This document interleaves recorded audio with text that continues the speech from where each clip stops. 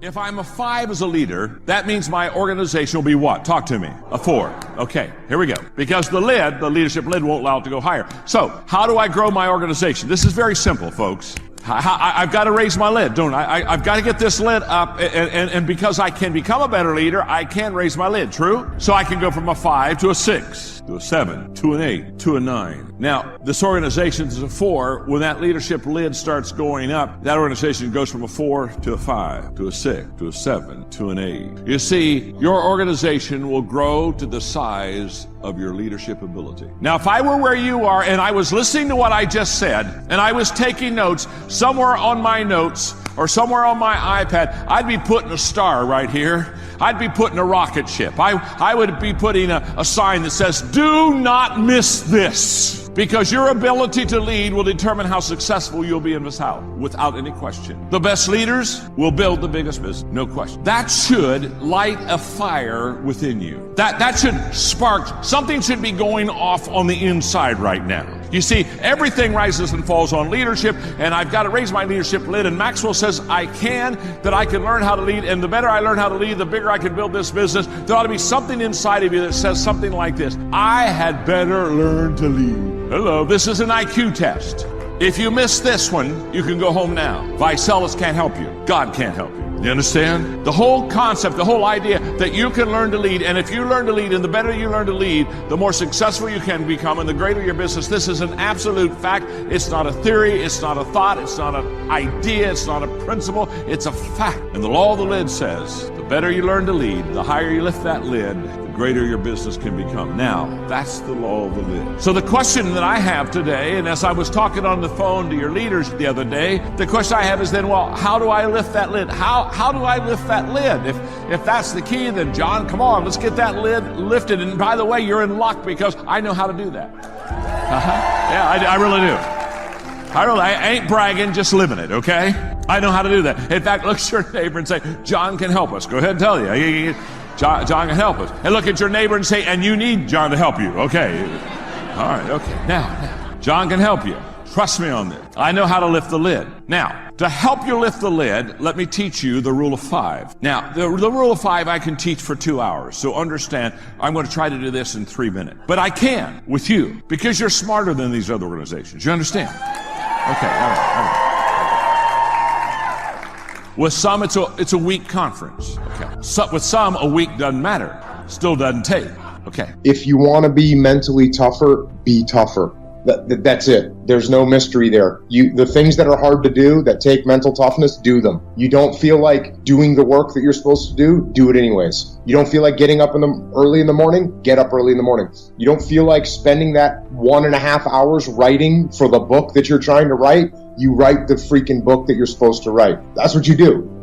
There's no magic pill. There's no brain waves that you can hook into a machine. There's no meditation that's going to get you there. What you do is the things that you don't feel like doing, do them anyways. Just be tougher. And when I'm writing, I only write 1,000 words a day, which takes me about an hour. And after that, I want to go do something else. So 2,000 words a day, I'm guessing that probably takes you around 2 hours unless you're just a really fast writer. No, it takes me about 2.5 hours. Well, there you go. So that's how you get it done. And like you said, I think it's important for people to remember what it feels like when you do get done. And that way, when you don't feel like doing it, you can fast forward your brain a little bit and say, okay, well, in 2.5 hours, I'm going to feel really good that I got this done. And you can add to that fact that in 30 days, you're going to have 60,000 words, which is almost a whole book. So think about that and sit your ass down and start writing. Guys that maintain discipline are guys that move on to their next mission. And the guys that lose discipline are the guys that can't find or don't find their next mission. So if you're getting out of the military, what you need to do is figure out what your next mission is going to be. And I don't care what it is, whether you're going to build a house, whether you're going to start a nonprofit organization, whether you're going to get a job, whether you're going to make a bunch of money doing that job, whether you're going to go and walk around the world with a backpack feeding people. Whatever it is your next mission is going to be, that's what you need to do, because I think that mission will reveal the path that you need to be on. And military guys can tap into the fact that they know what it takes to be disciplined. They can tap back into that to accomplish their next mission as long as they figure out what that next mission is going to be. I'm trying to just pass on some of the lessons that I've learned and that I'm continuing to learn in my life. I've been really fortunate to have had some great experiences and to have the opportunity to pass those experiences on to other people and then explore new experiences, always reading and trying to educate myself and learn more about the world so I can pass that on. I know that just by watching you, obviously in the morning, you're up by 4:30 is that every morning, by the way, 7 days a week, 4:30? Yes. What does the rest of your schedule for the morning look like? How do you get ramped up for the day and develop a system for discipline? Wake up, brush your teeth, work out. That's where it starts. Wake up, brush your teeth, work out. Those things are what you have to do. And for me, like you said, you talked earlier about having habits. Those are my habits. So that's what I do. Now, once I'm done with that, I've got a lot of different businesses going on and a lot of different things happening. I've got a consulting company called Echelon Front, where we go around and work with companies all over the world now, which is awesome. So I have to talk to clients, return calls to clients, email clients, look through information that they've sent me. So I have to do that. I have to write each day. I have to prepare for the podcast that I do, which takes a lot of time to prepare for. And of course, I have to do jiu-jitsu and surf, which are very important things. And then I got a family, so I spend time with them. That's what my day is. My day is just get up and go and get the things done that I know I need to get done.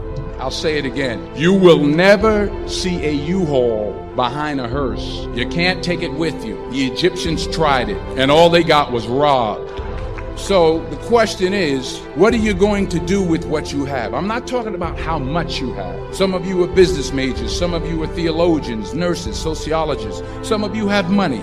Some of you have patience. Some of you have kindness. Some of you have love. Some of you have the gift of long suffering. Whatever it is, whatever your gift is, what are you going to do with what you have? All right, now here's my last point about Phil. Sometimes it's the best way to figure out where you're going. Your life will never be a straight path. I began at Fordham University as a pre-med student. I took a course called cardiac morphogenesis. I still can't say it. Cardiac morphogenesis. I couldn't read it. I couldn't say it. I sure couldn't pass it.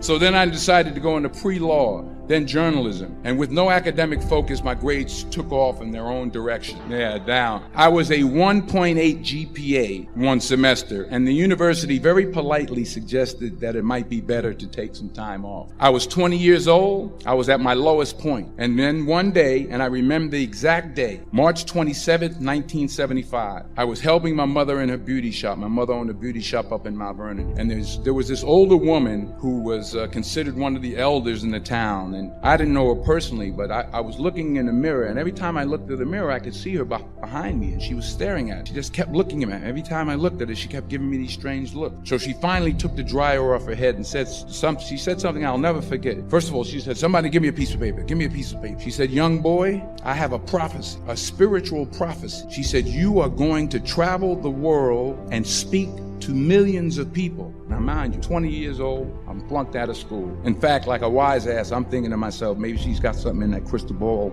about me getting back into school next fall. But maybe she was onto something, because later that summer, while working as a counselor at a YMCA camp in Connecticut, we put on a talent show for the camp. And after the show, another counselor came up to me and asked, "Have you ever thought about acting? You're good at that." So when I got back to Fordham that fall, I got in, I changed my major once again for the last time. And in the years that followed, just as that woman prophesied, I have traveled the world, and I have spoken to millions of people through my movie. Millions who up till this day couldn't see me. Who up till this day I couldn't see while I was talking to them, and they couldn't see me. They could only see the movie. They couldn't see the real me. But I see you today, and I'm encouraged by what I see, and I'm strengthened by what I see, and I love what I see.